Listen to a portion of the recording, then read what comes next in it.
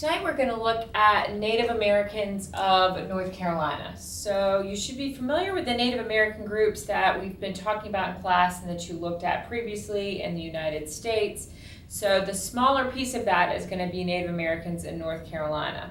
It's that woodlands culture that we were talking about at the end of the last presentation on the Native Americans of the United States.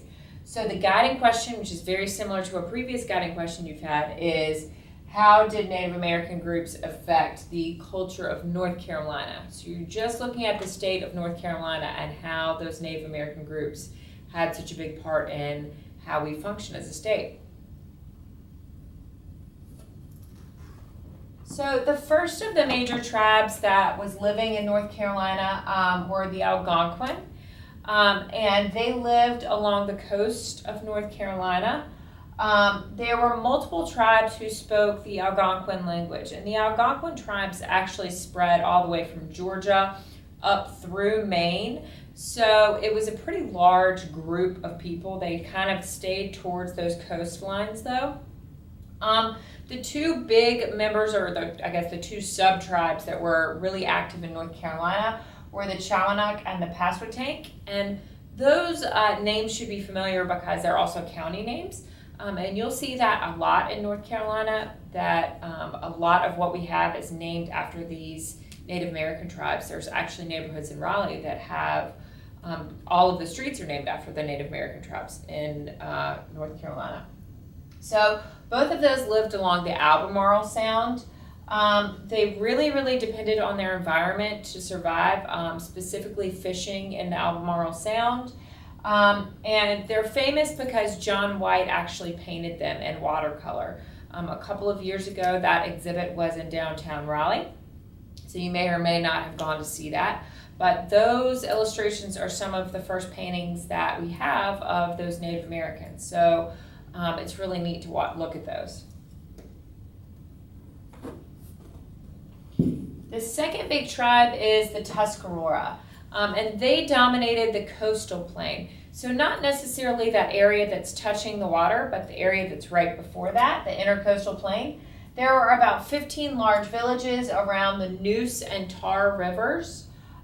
They were related to the Iroquois of New York, and the belief is that there was some kind of separation between the Iroquois in New York and maybe another tribe that lived close by to there, and that the tribe in New York migrated down to North Carolina.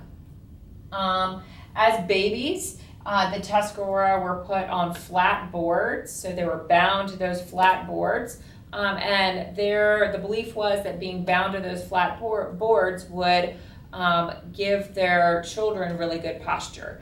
And that was actually something that the Europeans noted when they came to the New World and saw the Tuscarora, was that they were really flat-backed and that they had really good posture.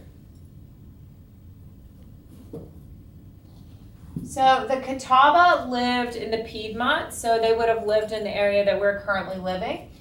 They had several different tribal names, the Waxhaw and Sappahaw, that's just two of those. They spoke various forms of the Sioux language, and very similar to the Iroquois that we were just talking about. Belief is that there was some kind of argument between some of the Sioux tribes so that they migrated further south. The Cherokee is the largest and most famous tribe in North Carolina, and probably the tribe that you're most familiar with. They first settled in the really deep mountains of North Carolina, which is where you still find the Cherokee reservation.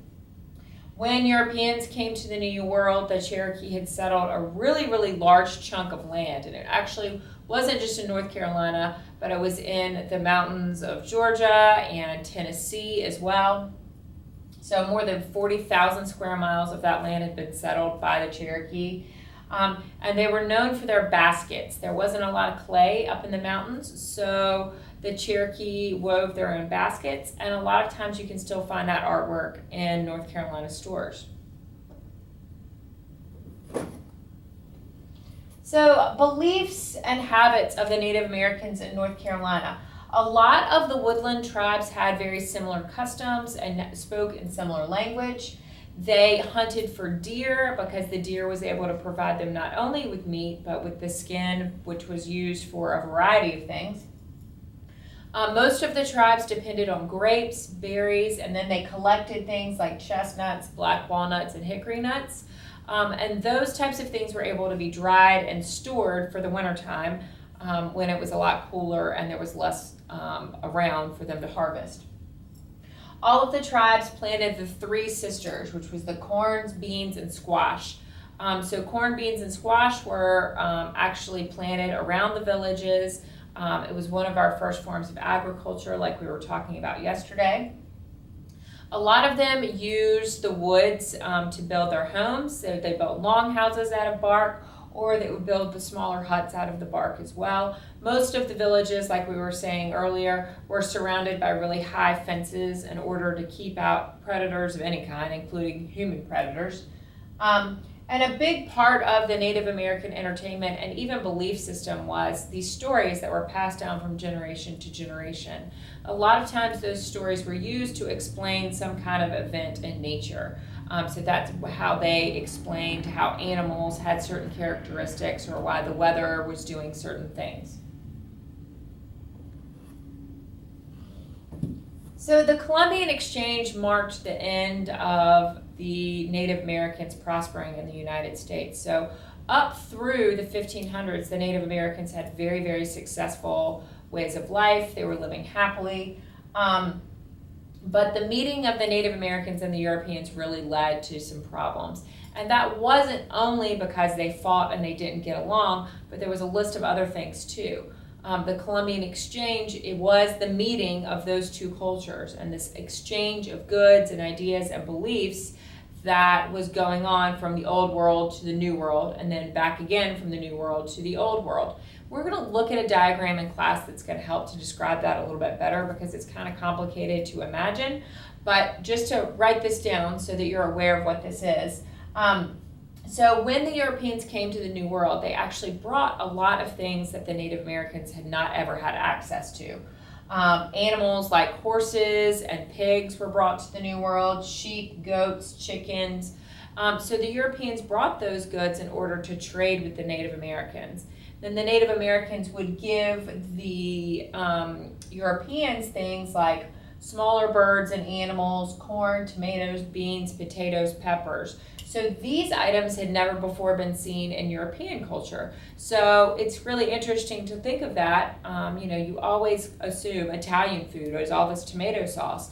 Well, Italian food didn't really take its shape until after the 1500s when those tomatoes were brought back from the New World to the Old World. The Europeans unfortunately also brought something that was far more deadly and had a really, really big impact, and that was disease. And the reason that this disease had such a big impact on the Native Americans is because they had no resistance to it. They had no immunity to those diseases. So diseases that weren't typically killing Europeans would kill the Native Americans very quickly. So what ends up happening is as these diseases spread more and more through the Native American tribes, we're going to see massive numbers of deaths and people who were very, very ill as a result of those European diseases. It was really an unintended consequence at first of this exchange of goods and ideas, but we're going to talk about later there was actually some of that was intended. Sometimes the Europeans brought the diseases to kill those Native Americans as well. So keep all of this in mind and be ready to keep on writing in class tomorrow about the Native Americans, and we'll see you then.